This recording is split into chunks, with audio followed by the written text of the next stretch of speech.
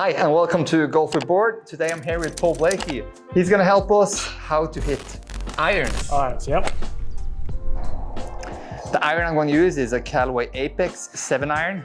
I teach a lot of people from the start with a 7 iron. It's an easy club to get the ball in the air and you get a bit of distance with it. Beginners start with a 7 iron and then they get used to that, and then from there they can progress up to the 5 and the longer clubs. And then obviously the shorter clubs make it a little easier. So it's sort of a good club to start with. And you can use it for a lot of different shots as well. Paul played on the European Tour and Sunshine Tour. Yeah, I played mainly on the Sunshine Tour and the odd event on the European Tour, long time ago. But yeah, so I love the game, still do. But the playing part is gone now. It's more about teaching and trying to find ways to get people to improve and enjoy the game. And today, Paul's going to help me and you guys in a quick way how to hit irons. Irons, yep. Irons is a different swing than a driver. It's a slightly different way of attacking the ball, correct. You want to be a little bit more aggressive. You're coming down, you're swinging down through the ball. So your attack angle's downwards, whereas the driver is more upwards.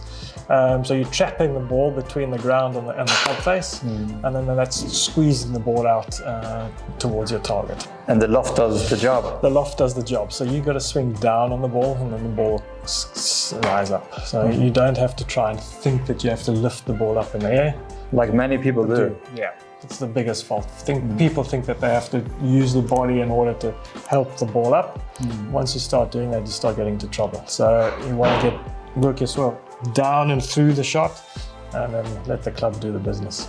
I'm thinking about my dad when he says that, because he ends up like this. And a lot of people do. You see a lot of golfers end up on their right foot instead of their left when they finish the swing.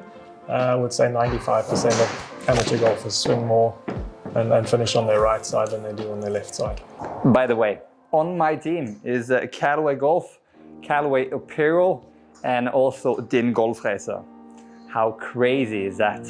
All right, so again, we go through a routine. You take your practice swing, think of your swing process. If you've got something you're working on in your swing, try and do it then. Get behind the ball, pick your target, and then get your setup. Okay, so with the setup of the iron, you're slightly different. We're slightly narrower than we would be with a driver. Ball position's a little bit more towards the middle of the stance. I'm not saying it has to be exactly in the middle. I'm a little bit off center, so a little bit left of center. Yeah. Then your weight is generally slightly on the left side, very slightly on the left side and towards the right. And then you want to get the hands, which is very important. You want to get the hands slightly ahead of the club face. And that gives it a little easier to get hit the ball on the way downwards. Yeah. So you want to try and impact the ball a little bit more in that position with your weight on your left side and your hands in that position there. What you don't want to do in golf is that and that. That's a complete no-no. Okay. So you want to get over the top of the ball and make contact with your hands slightly ahead. So as well, your shoulders are much more square, much more sort of level. So there's a slight tilt, but it's very, very small compared to the driver, which is a lot more tilted. Yeah. Okay. All right. You're right. And again, your arms just hang naturally down from your shoulders. Not way out. Just yeah. So take your setup and let your arms just hang down naturally from your shoulders there, and that's basically where you want to take your setup. Yeah. All right. Yep.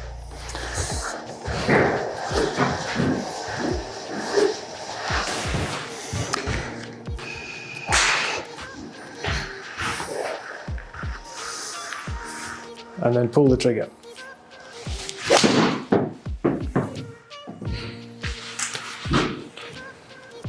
Good swing.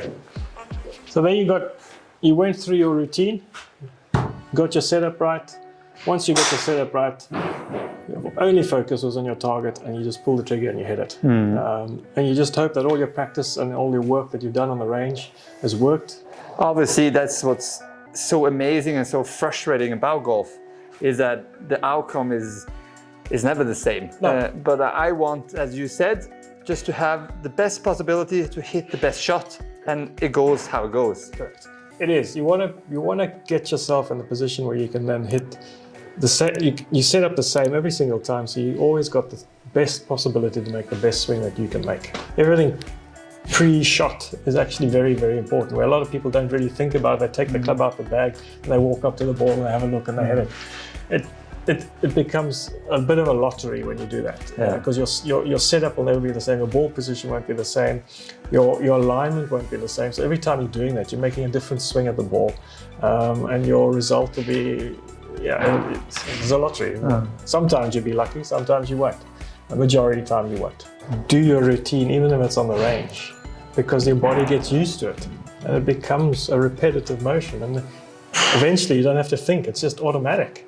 And then it becomes a lot easier for you to sort of concentrate or think about what movements you're going to make through the ball and hit the ball. Whereas you don't have to think about all the other aspects anymore because everything else is in place. So that was how to hit your irons. Yep. Thank you, Paul. You're welcome. All the best. I hope it works for you. I hope it works for everyone else out there. It's just some small little pointers, just makes golf a little easier. It's a hard enough sport. So.